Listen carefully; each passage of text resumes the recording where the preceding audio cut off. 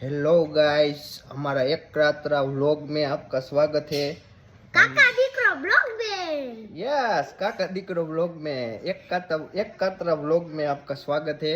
हम डेली तो व्लॉग नहीं बनाते हैं क्योंकि काका को कारखाने से आउए में बखेड़ा ही जाता है। हिंदी में ऐसा बोलते हैं कि काका को आने में देर हो जाती है। देर हो जाती है।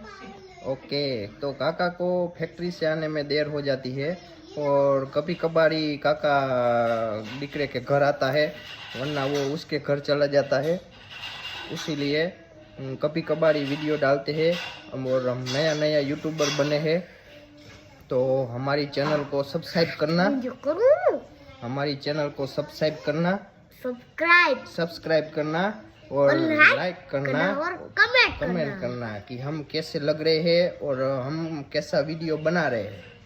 चलो, हम खाने के टाइम फिर मिलते हैं guys. Bye bye. Bye bye.